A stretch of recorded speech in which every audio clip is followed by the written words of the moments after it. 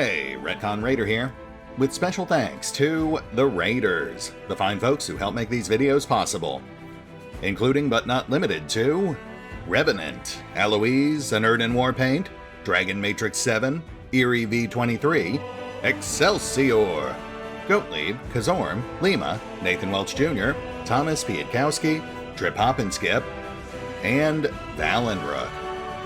Thanks for your support, guys. That said, let's get started.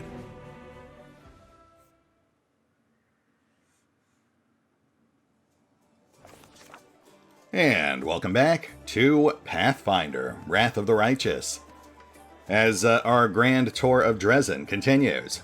Now under new management, 99% demon-free, though I'm sure there's still a few lurking around here somewhere.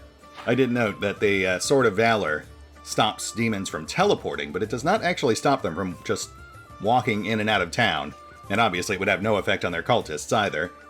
So they could still theoretically infiltrate or even attack Drezen. They just have to do it manually. Regardless, obviously we found our way to the local tavern, why wouldn't we? And we are primarily here to talk to Greybor, but I'll be honest, we are going to talk to pretty much anyone else who also happens to catch my eye. I've never played the Trickster Path before. I have no idea who is and isn't relevant to it. So I'm really just playing this by ear. That said, let's just start chatting folks up, see where it takes us.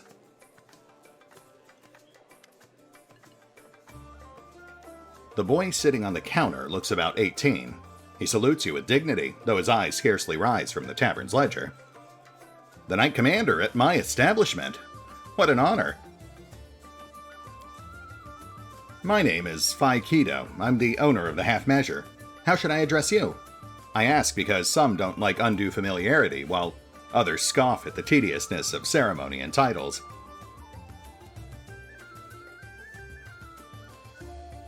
Well, when you put it like that, you can call me whatever you want.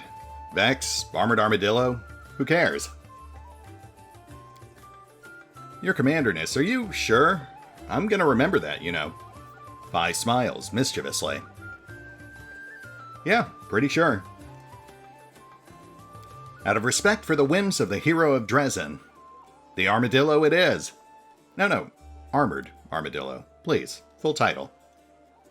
So what can I do for you? Wine, a meal, a heart-to-heart talk? Let's start with how a teenager owns a tavern in the middle of the world wound. Before the siege of Drezen, the Half Measure belonged to a distant relative. I won't bore you with the details of how his family died, just 3 words. Demon worshippers and sacrifice should be enough. Now that the city has been liberated, the authorities and Iomede's church will be returning what remains to the lawful heirs of the deceased. They take these things seriously in Mendev. Phi suddenly slaps himself on the forehead. We started talking about the inn and I remembered. I wanted to thank you for personally defeating the demon in this very tavern when the city was liberated.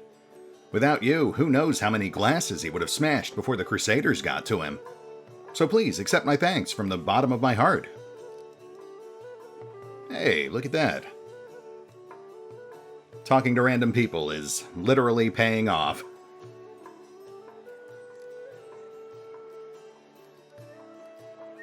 So Phi, what's up with the name, the Half Measure? Sounds like there's a joke or a story in there somewhere. Oh, that's a family story. It's not for the faint-hearted, but you're not one of those, are you?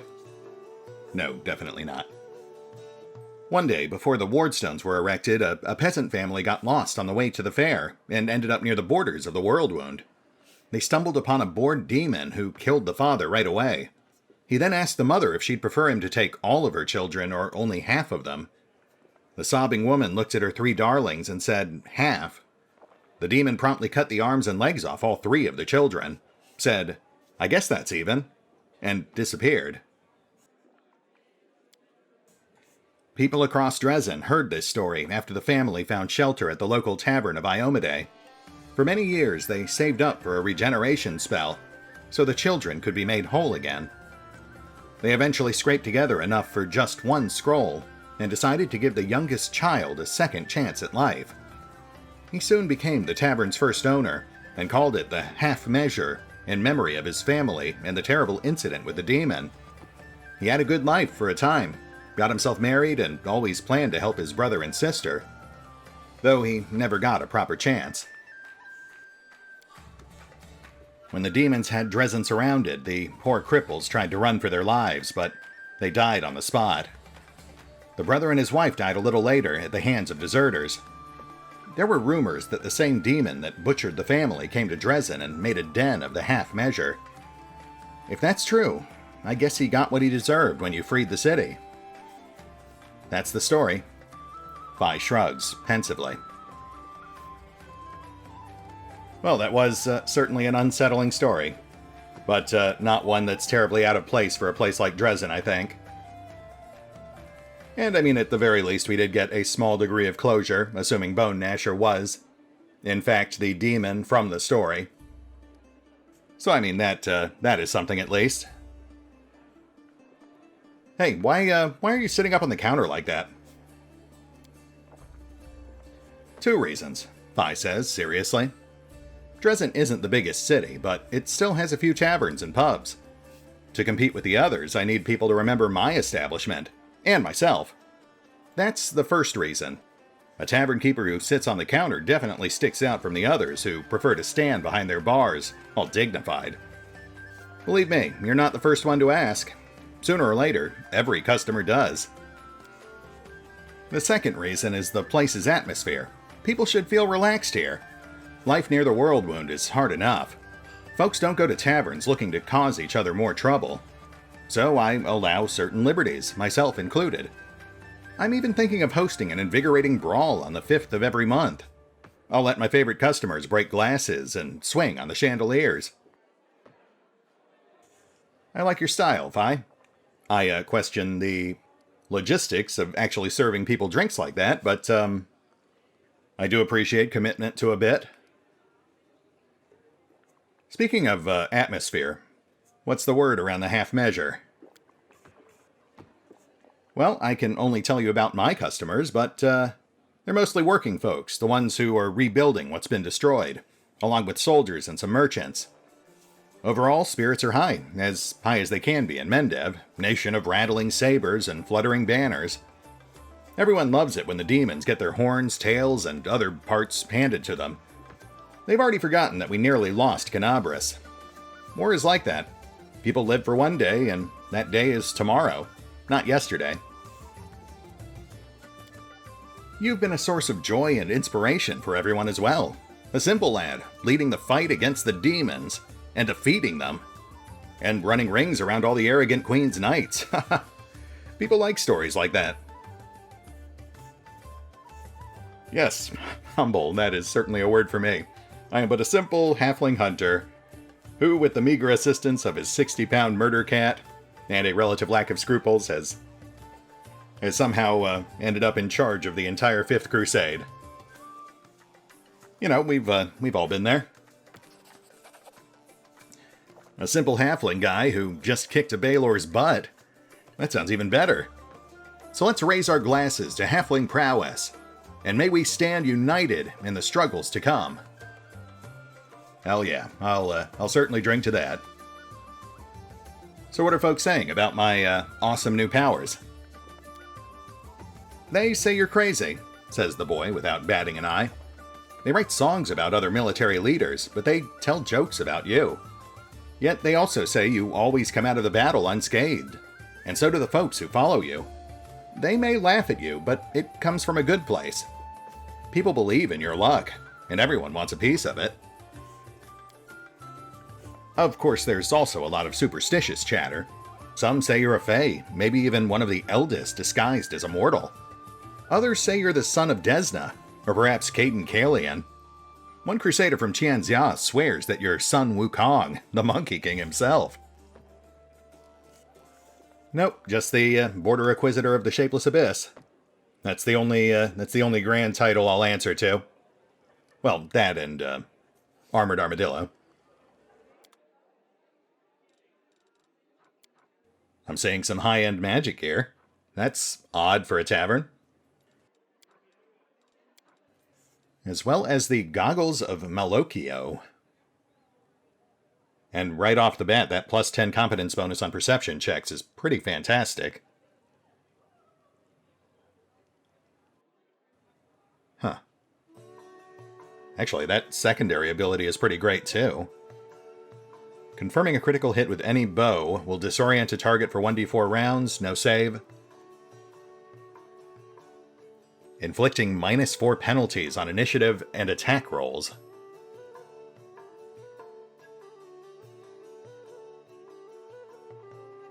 You know what? Yeah, we'll take that. Honestly, just the plus 10 perception alone is worth taking it, but that extra archery debuff is icing.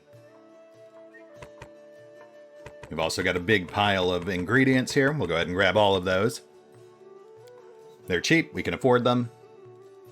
And I like having them on hand for tactical chefery. Oof, which does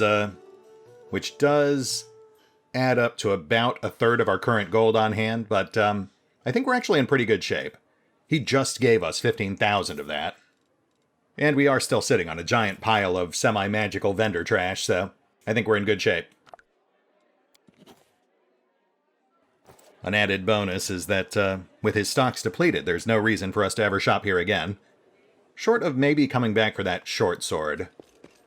But I'm sure we'll find better stuff in our travels. Especially with that Arcana trick on tap, which does not apply to purchased goods. At ease, my friends. No, don't stop what you're doing. Just your average humble halfling hero here. Doing my due diligence. You would be amazed at how frequently we find powerful artifacts and scrolls and potions just stashed away in the back room of common buildings like this one.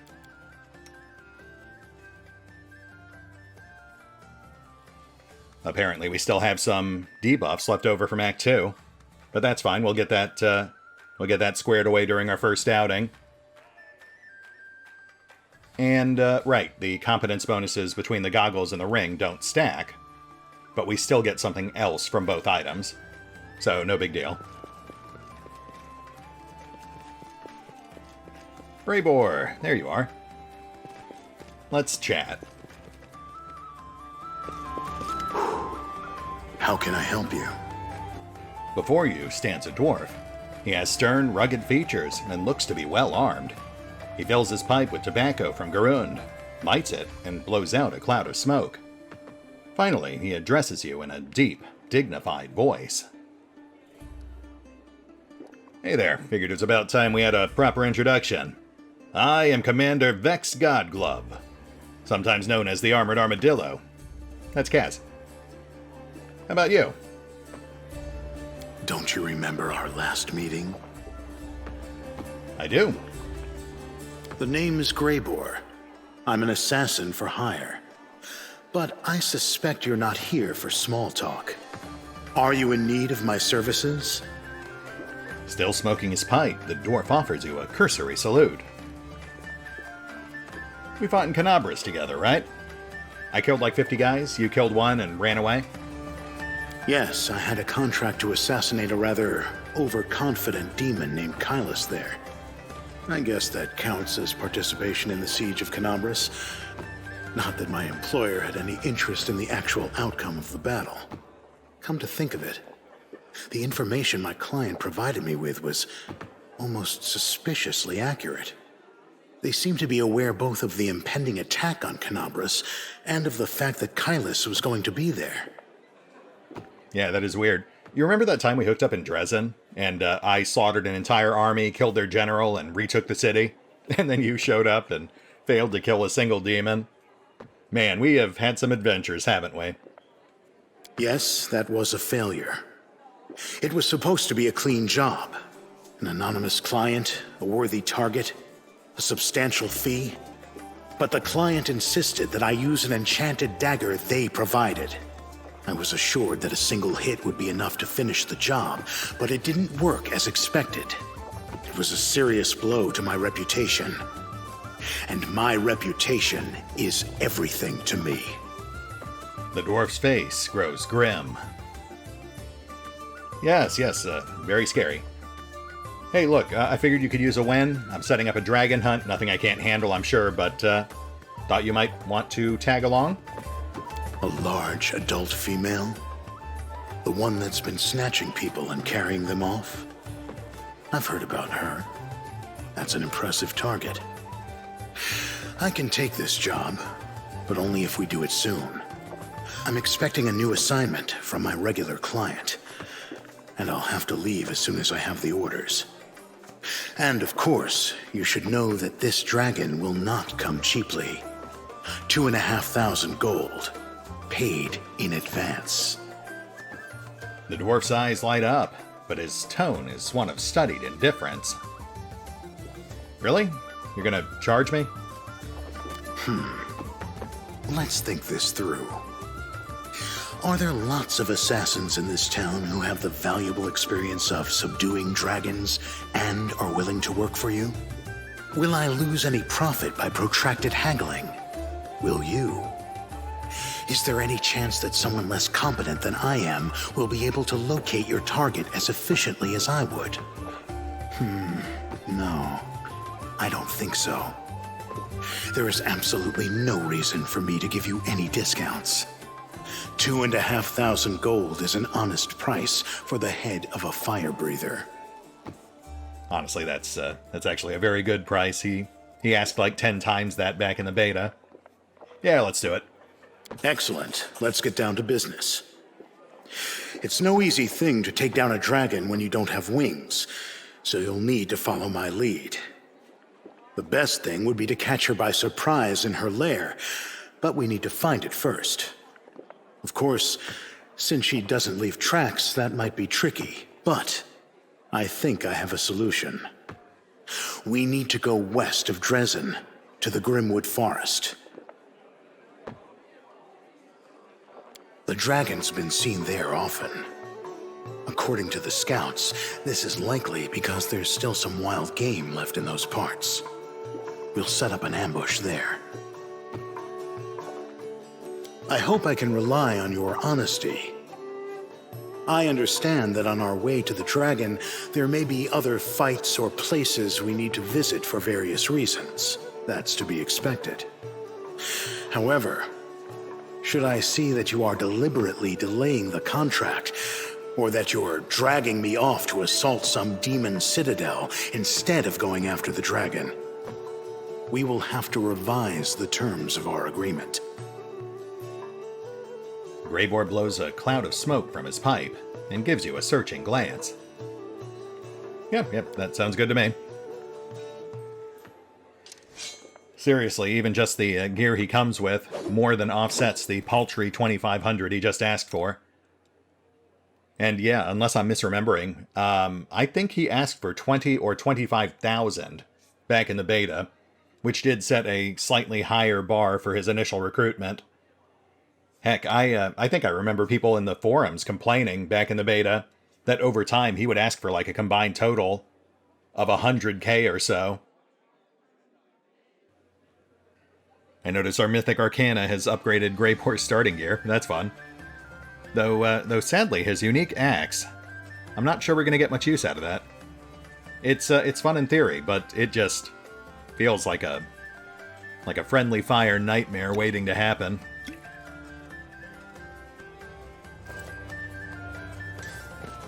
Got anything else for us? Got a job for me, Commander? This dwarf never seems to part with his trusty pipe. He even talks with it still in his mouth, the stem of the pipe clenched firmly between his teeth. Yeah, I guess he doesn't really get too chummy until after the whole dragon thing, which is fair. I mean, at the moment, he's basically just a contractor. Nah, I think we're good, Greybor. Good luck. If you wish to make use of my services, I'll be here, but not for much longer. I am expecting new orders to arrive soon. Fair enough. Yeah, I don't think we're actually ready for a dragon hunt just yet, but we will knock it out at some point. And I think that's it for the tavern. Let's take this to the streets.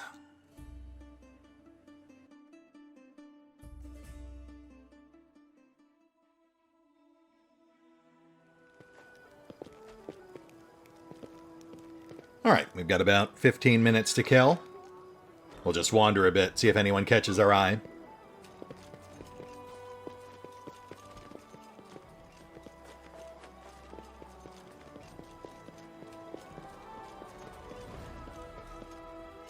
One-eyed devil. Okay, well, someone certainly caught his eye. A short, chubby tiefling with a golden eye patch spits chewing tobacco between his feet and takes another pinch from a tobacco box adorned with jewels. A fine day to you, Commander. Welcome to the One-Eyed Devil's Trading House. His proud manner suggests that each word begins with a capital letter, and perhaps even continues in capital letters as well. A trading house? What, the 4 barrels and a wagon behind you? Ah, that depends. There was a time when I had nothing in my pockets but holes. But did I consider myself poor? No, I considered myself a rich man who was temporarily down on his luck. Optimism is important not only on the battlefield, Commander. You are the leader of a victorious army that will be chopping all the demons into mincemeat sooner or later. I am the owner of a trade empire, which, as you see, is only starting to grow. But why start here in Drezen? The answer is simple, the simplest thing there is. This is a good world, and I like living in it. Besides, it's the only one we've got. I'd love to know what's going on in the heads of the dimwits who are helping the demons destroy it. My best guess is that their horns grow inward, so there's no room for brains. I'm from Cheliax. Tieflings don't surprise anyone there, and they don't like demons any more than we do here. And why should they? The gods went to all the trouble of creating this world. Even Lord Asmodeus and his devils helped with the construction. And now these freeloaders show up after all the hard work is done, just to gorge and break things. It doesn't matter who you pray to. If you want to live, it's your duty to help. Huh. I like this guy. But still, you don't think that's a risky name for a town like this one, full of righteous crusaders and whatnot?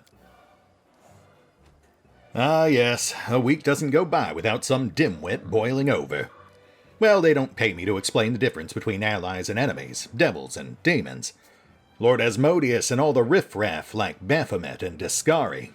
So they can go hang. The tiefling spits between his feet and swiftly places another pinch of chewing tobacco in his mouth. Here's what I think. You like it, you buy it. You don't like it, keep moving. If you're spoiling for a fight, take yourself off to the tavern. Yeah, that tracks. I have it on good authority. Fi is entertaining weekly bar brawls.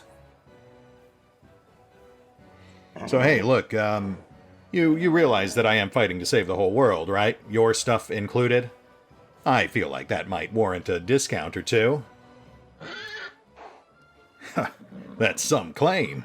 Did you hear that, good people? First of all, my prices are perfectly fair. They're no higher than you'd find anywhere else. Second, who's saving who here? Are you prepared to eat bark and fight with rocks and sticks? You know, I have open contracts with dozens of suppliers. I arrange deliveries and do whatever it takes to get you sharper weapons, better magical items, better food. And you're throwing the extra expense in my face? This is the thanks I get for honest work. Hey, just a shot in the dark here, but I'm guessing that lack of flexibility is how you lost your eye? Huh. Should I make up a story about a heroic fight with a horde of demons? Truth be told, this is how it happened. Back when I was a snot-nosed kid, I had just opened my first business selling pies on the street. But local lads quickly took notice of me and offered me protection in return for a small share of profits. The usual, you know. But I was so young, inexperienced, and greedy. So I told them to bugger off. Well, they caught me and taught me a lesson. They took it too far, though. I paid for the lesson with my eye, not just bumps and bruises. It's funny to remember it now, but back then, while it was happening, I was so scared. I thought they'd beat me to death. I remember I came running home in tears, and my mom just started screaming. I didn't have a clue why, and then I looked in the mirror, and I saw there were just shreds and mush where one of my eyes should be. I've remembered that lesson all my life. Ever since that day when I start a business, I find some reliable business partners first. If I'd been born in a merchant family, my parents would have warned me about this, and about plenty of other things too. But I was a poor lad, so I had to learn everything the hard way. It's a miracle how many times I escaped death by a hair's breadth. In fact, it's lucky all I lost was one eye.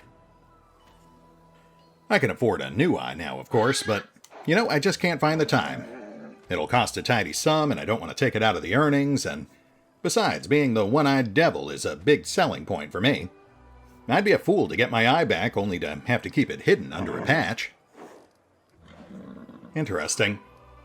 His talk about luck almost kind of sounds like how people are describing my powers. I mean, that could just be a coincidence, but it does pique my curiosity. Hey, Devil Guy, what do you know about my awesome powers? People are saying that you've got fortune on your side. When your enemies fire arrows at you, the wind blows them away. When enemies raise their swords against you, they slip and fall in the mud at your feet. Just think of all the abyssal terrors that hunted you, yet you laughed them off. And your laughter brings good luck to others. You get bizarre orders and gamble on 1,000 to 1 chance. But that's exactly what comes to pass. I think it sounds delusional. You can't win wars on luck alone. But you can pretend to be stupid so no one figures out your strategy. That's what I do. I'll tell you one thing for certain. I will never play cards or dice with you. Yes, that is a very flattering way to put my dumb luck. Again, I like this guy. I really hope there's more to him. And then he's got kind of a hodgepodge here. Nothing that's really jumping out at me. For all his talk, his selection is pretty meager. The Haramaki is a maybe. That's a nice fit for someone like Ember or Waljif. That said, we'll hold off on any more big purchases right now. I'm just grabbing basic stuff.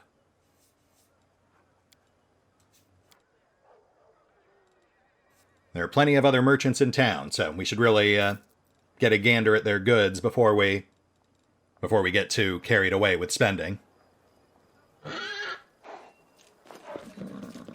Orgus. How's it going, buddy? I'm listening, Knight Commander. Okay, most of this looks like retread, but this one is new.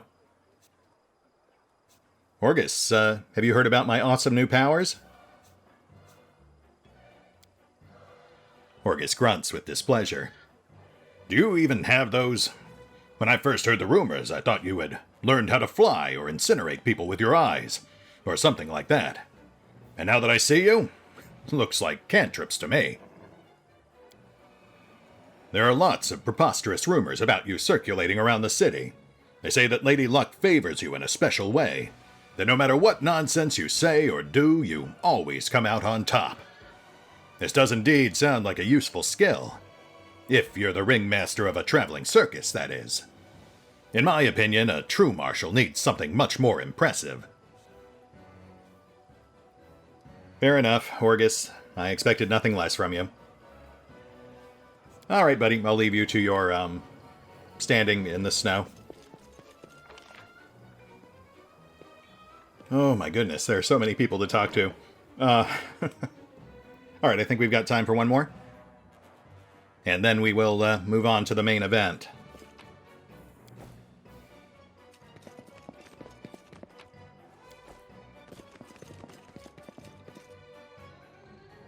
Oh shoot, can we not pick this? Hey, look at that.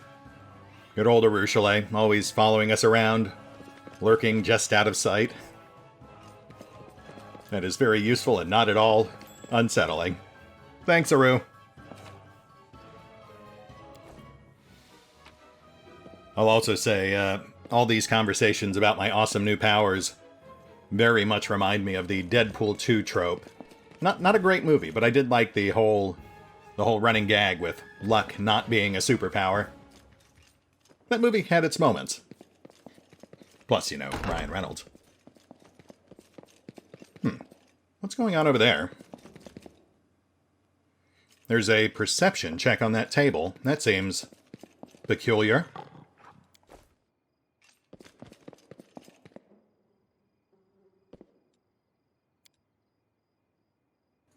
One old Kellid told this to my brothers and me on his deathbed, and then he died, and no one knows but us. I know this is their sacred forest. They prayed in the meadow of the spirits.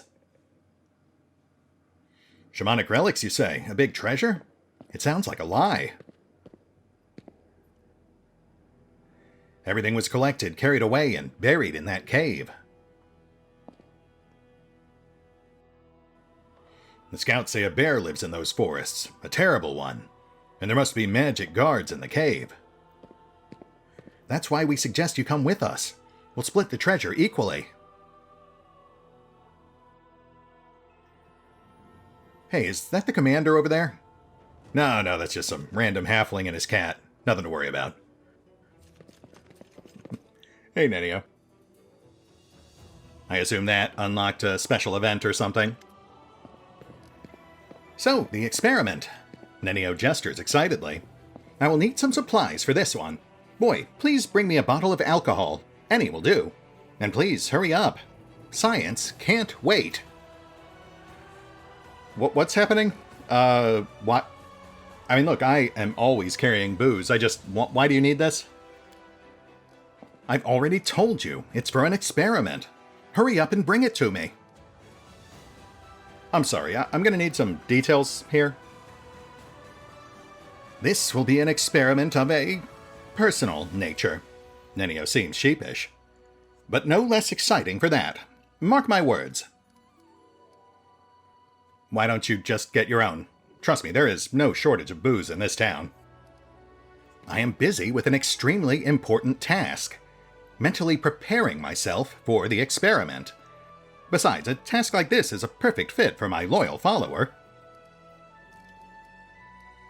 Yeah, okay, sure. I've got some right here. I travel with a portable liquor cabinet. Nenio snatches the bottle out of your hands and stares at it with all the covetousness of a seasoned alcoholic. Here it is. My path to learning the true values of humanity from the perspective of the lowliest man on the street. She produces a corkscrew from her sleeve and looks at it in bafflement, then at the bottle, then at the corkscrew again. After which she hands the bottle back to you. Open it. This experiment definitely won't work if we don't open it. You, just walk around with corkscrews up your sleeves? Don't be preposterous. But I am always meticulous when it comes to preparing for my experiments. I plan for every eventuality. Nenio sighs. All right, I admit it. That's not true. But I have truly prepared for this particular experiment. Which is what, exactly? I'm taking a huge risk with this experiment. I'm putting my reputation, my good name, and even my future on the line. With the help of this bottle, I will lower myself to the level of the average man on the street, and I will try to understand the mentality of someone wholly devoid of intelligence. You surely know, maybe even from personal experience, that alcohol dampens mental activity and is a catalyst for stupidity. With a brain like mine, alcohol is the only way to find out how it feels to be an idiot. So the plan is to get drunk and experiment. Wow, we are right back in college. Have you ever done this before? I haven't. I never saw the point of it. Okay, to be 100% clear here, you want to have drinks with me? Not at all. I'll do the drinking alone. Your role in this experiment will include standing here and providing me with a visible reaction to my inevitable temporary degradation. Oh, okay, so I'm more like the designated driver. Yeah, that tracks. Alright, let's do this. Well, let's begin. With the steely resolve of a warrior going to his last battle, Nenio takes a big gulp straight from the bottle. That's disgusting. After she overcomes the urge to vomit, she looks at you with teary eyes. How do you all drink this? I am doing this for the sake of science. Another gulp. Oh, that should be enough. Now, am I stupid yet? Quick, ask me about something smart. Sure, okay, what is a Linorm? Linorms are a type of dragon that possess a strong connection to the First World. They have no inborn talent for spellcasting, but they can cast curses. By the way, did you know that a sleeping Linorm is bound to wake if you kick it really hard right in its... It would appear I'm not drunk enough yet. Wrong. The correct response was Linormus. But I guess your answer's good too. Nenio takes another swig from the bottle. Right. It seems to be working. Now, I need to come up with an idea right now. I usually have a ton of ideas. Let's see now. Discari and Baphomet. Their anti-Crusader alliance is not effective enough. They need to unite their forces on the physical level. Baphomet needs to mount Discari and ride him into battle. 2 in 1. Inappropriate. Yes, the experiment was successful. I am definitely drunk.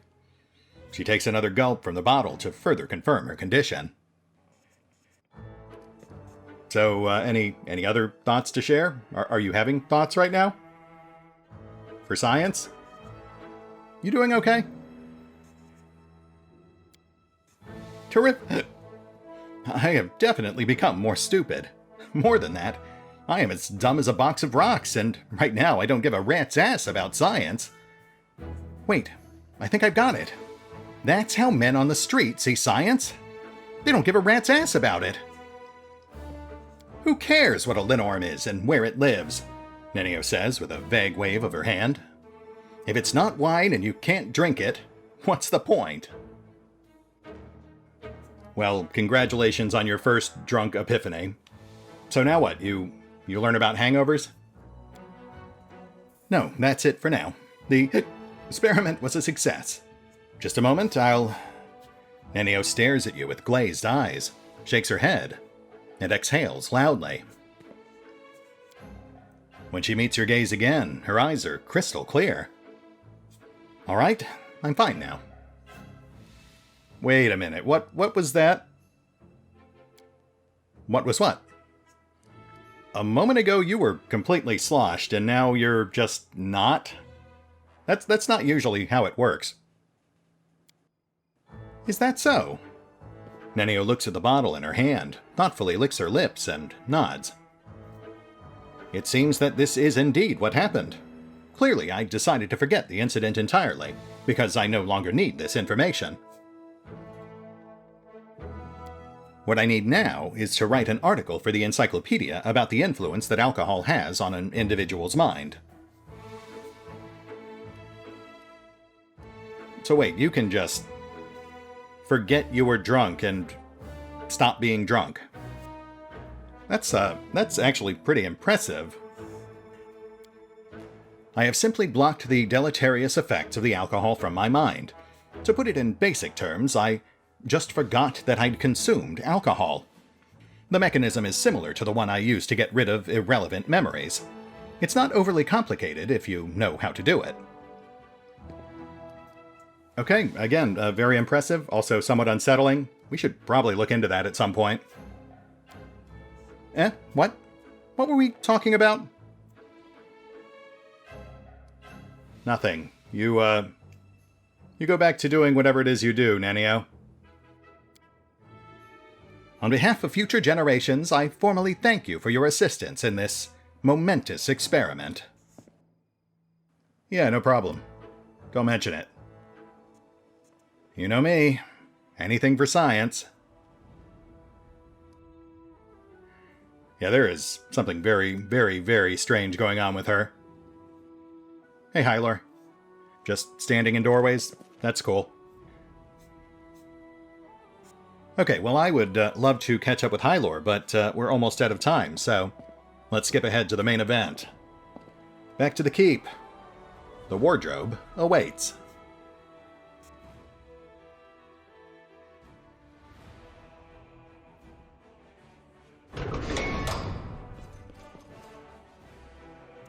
Now, I have been reassured this is safe. It won't whisk us away and leave a bunch of things undone back in Drezen while we have to deal with a bunch of other crazy bullshit, but we'll see how it goes.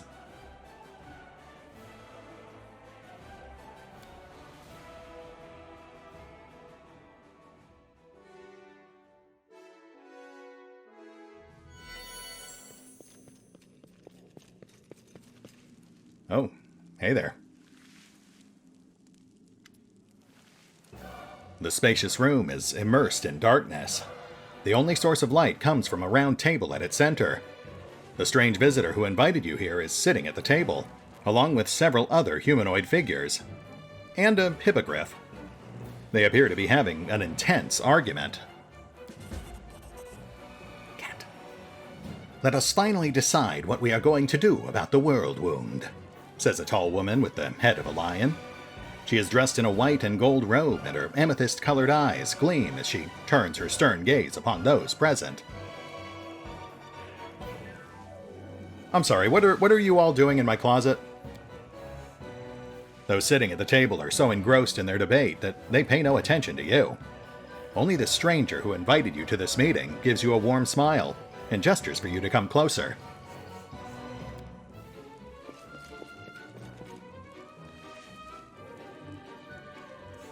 Brrr.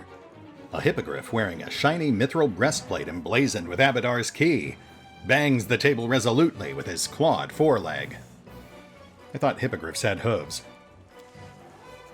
Typical old cob. Your visitor laughs airily. But you've suggested this about 700 times. We can't just bring the army of Axis there. Even if Abadar happens to allow it, all the other gods, not to mention the demonic and imperial lords, and perhaps even the eldest, all of them will want to take part in the brawl. The world wound is expanded once, and this plan will stretch the hole between the planes even wider than Nocticula's. Never mind. In short, the civilization you love so dearly will be pulverized into a bloody mess. Wildly inappropriate, but, in character, Sakopanoth is, Nocticula's brother. Ew. Holes, bloody messes? Sakopanoth, why do you always need to say such horrible, nasty things? A dark-skinned Vudrani woman purses her lips. She is draped in yellow silk, and white flowers are nestled in her shiny black hair. Look at things with more optimism. Why are you so certain that this is what will happen? There's always a chance that things might change for the better. We must not lose hope. I think I agree with Chidali. Even if representatives of the different external planes from heaven to hell do come to the battle, it will be a great opportunity to sit them all down at the negotiating table. Then we can find a reasonable, peaceful solution to this old source of strife, as civilized beings should. I'm afraid, my dear Iratrice, they won't be in the mood to talk. Oh, look who's here! The tattooed man turns to you with a warm smile. Look, we have a guest! This is the one I told you about, Commander Vex Godglub, leader of the current crusade. Don't you think it's time to listen to what the mortals have to say about this mess? Go on, speak. Share your opinions with us. Sure, yeah, why not? Hey guys, Vex Godglub here, commander of the 5th Crusade, border inquisitor of the Shapeless Abyss, occasional armored armadillo. That's Kaz. I think what we've got here is a classic legendary hero scenario. I think you guys need a handsome and charming hero such as I and his merry band of misfits to just, fix everything. All the things. Terrible though it may be, I'm afraid he is right. The face of the shape-shifting creature is constantly changing in a kaleidoscope of different forms and colors. They look at you closely, their eyes changing. Blue, gray, clear, then red. Sakofbanath, you have brought us an interesting guest. Very, very curious. And there's our Fae, Shayna. I was kind of right. Anyway, let's return to our guest. As you can see, he is an extraordinary person. We should have invited a mortal to the council from the very beginning. They could have helped us see things from a different perspective. Perhaps you're right. After all, mortals dwell in close proximity to the world wound, and deal with it constantly. Maybe, despite their, shall we say, narrow outlook on life, the mortal brain is capable of conceiving an idea worthy of consideration. Gosh, thanks. What does it matter if he has ideas? Just look how cute he is. He will be our lucky charm, and bring us the good fortune we have been sorely lacking. Each chuckle from this shape-shifting creature sounds different from the last. Yes, we can already see that you've brought him here for a reason. Over the last few years, our discussions have become somewhat repetitive. Well, mortal, welcome to the council. You must have questions. We are ready to enlighten you. Cool. So, where are we? The council chamber. This is a small demi-plane, a kind of room outside all other worlds. The hippogriff raises his head proudly. Yes, I was just about to say that, kindly given to us by Abadar's attendants from his collection. Sakofbanath has turned your closet into a permanent portal. We'll be glad to see you at any time, although I can't promise you'll encounter all the council members every time you show up. I encourage you not to miss the meetings. Excellent. That does seem to answer my first question fairly satisfactorily. Thank you. Who are you people? The composition of our group, as you may have noticed, is rather varied. These two beautiful ladies are Celestials. In fact, I'm not ashamed to say they are Imperial Lords. Eritris, an Agathion, is the patron of debate. She is the one who actually convened our council. Chidali, an Azada, is the patron of serendipity. That is right. All points of view are represented on this council, no matter how hostile they are to one another, for this is the only way to achieve the truth.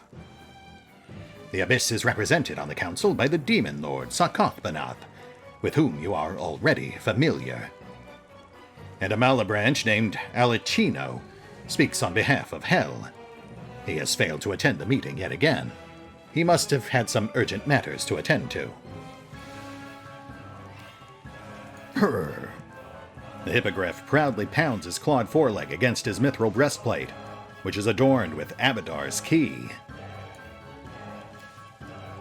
Our eloquent friend here is named Cobblehoof and represents Axis. And we are... The shape-shifting creature smiles with lips that change color by the second. We are Shayna the Many, the eldest from the First World.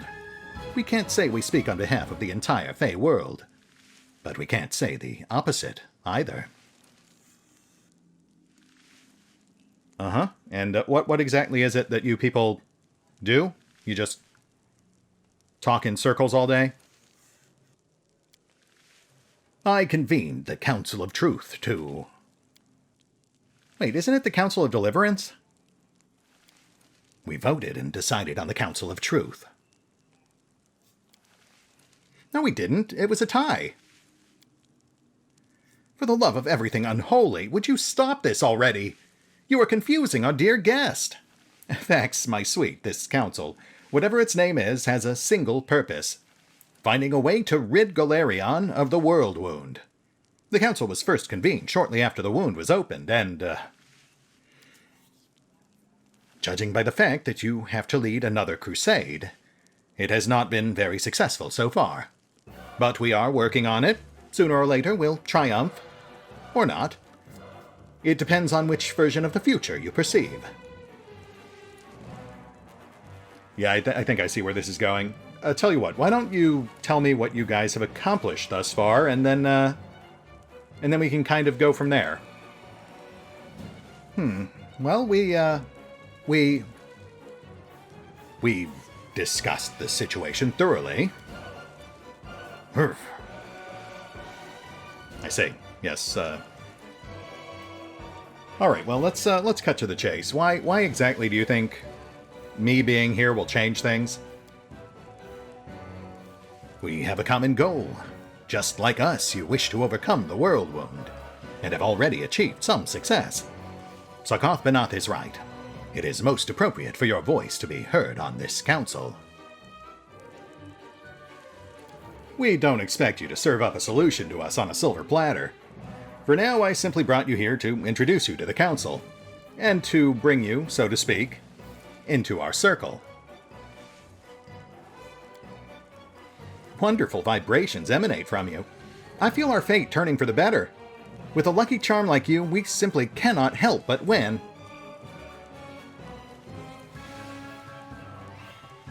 Okay, well, I am sufficiently enlightened, thank you. I look forward to working with you?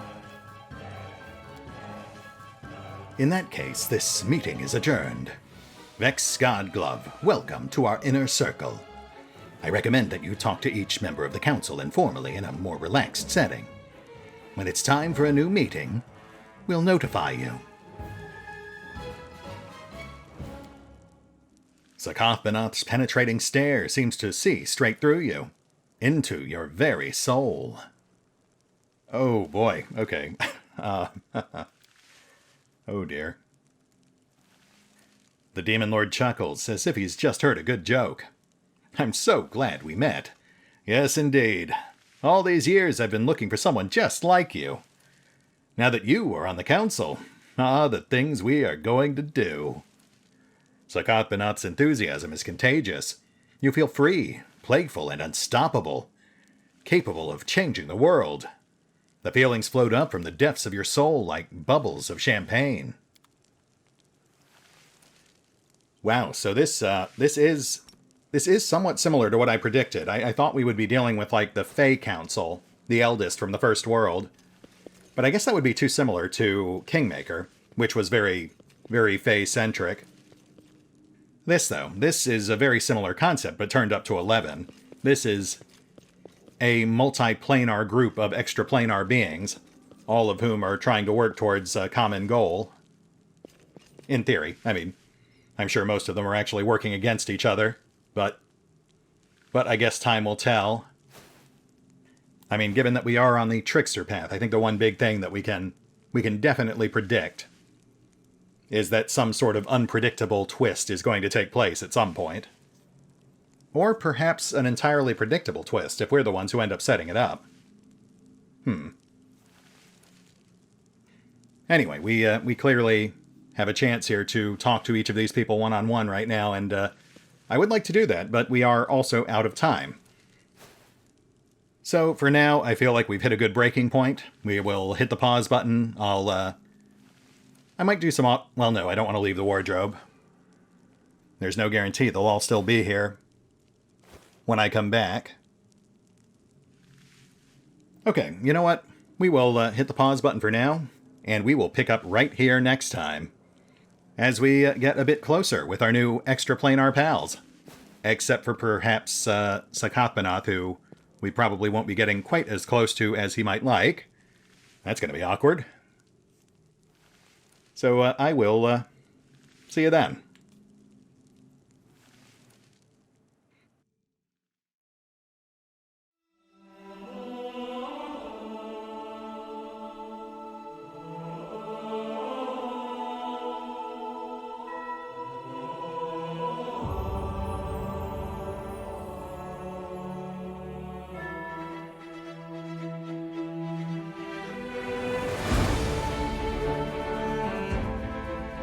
Oh, and remember, although I do love playing Pathfinder, Wrath of the Righteous, you can find out more about the game by visiting the official website, the official social media feeds, or the official store pages.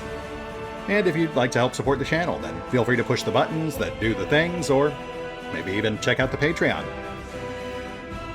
Links are in the description. Excellent. Let's get down to business.